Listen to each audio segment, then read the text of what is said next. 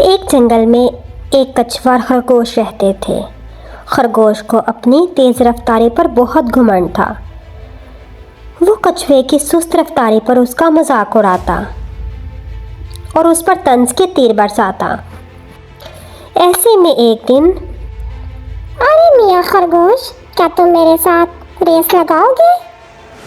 ارے واہ بھائی واہ! ہاں، ہم میں سے جو جیتے گا اسے انعام ملے گا۔ چلو بھائی، بڑھیا ہو گیا۔ ان دونوں کی اس ریس کو دیکھنے کے لیے جنگل کے تمام جانور اکٹھے ہو گئے، جن میں چوہا، ہاتھی، زرافہ اور زیبرا اور بہت سے پرندے بھی شامل تھے۔ تمام جانور یہ کھیل دیکھنے کے لیے بہت دلچسپی رکھتے تھے۔ ہم دونوں میں سے جو اس دور والی پہاڑی تک پہلے پہنچے گا وہی اس ریس کا ونر ہوگا۔ ٹھیک ہے۔ دوڑ شروع ہو گئی۔ ٹک ٹک ٹک۔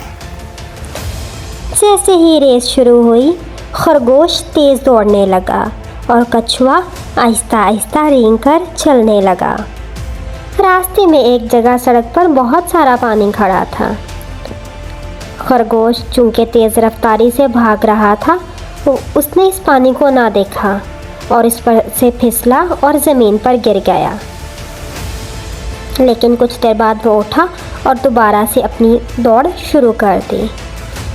کچھوا جیسے ہی اس پانی تک پہنچا، اس نے جب پانی دیکھا تو اس کے اندر سے تیر کر آگے جانے لگا۔ خرگوش بھاگ رہا تھا۔ کچھوا آہستہ آہستہ رینگ کر چل رہا تھا۔ تھوڑی دور جانے کے بعد جب خرگوش نے پیچھے مڑ کر دیکھا تو اسے کچھوا کہیں نظر نہ آیا۔ یہ کچھوا ابھی نہیں آنے والا، چلو کچھ دیر درخت کے نیچے لیٹ کر آرام کرتے ہیں۔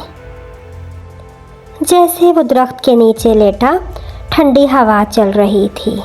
کیونکہ وہ تیز رفتاری سے بھاگ کر بھی آیا تھا، اس لیے تھک چکا تھا۔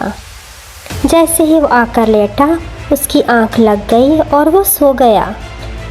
کچھوا چلتے چلتے جب منزل کے قریب پہنچا تو اس نے رستے میں خرگوش کو ایک درخت کے نیچے سوئے ہوئے دیکھا۔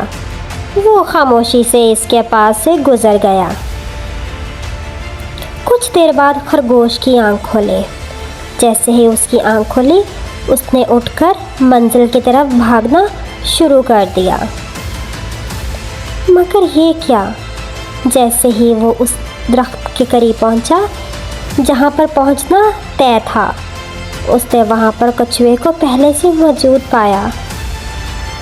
وہ بہت حیران ہوا اور شرمندہ بھی۔ دوست، تم ہی جیت گئے ہو، مجھے معاف کرو۔ مجھے اپنے غرور کا نتیجہ مل چکا ہے۔ میں بہت شرمندہ ہوں۔ آج کے بعد میں تمہیں کبھی تنگ نہیں کروں گا۔ اس کہانی سے ہمیں یہ سبق ملتا ہے کہ غرور کا سر ہمیشہ نیچا ہوتا ہے۔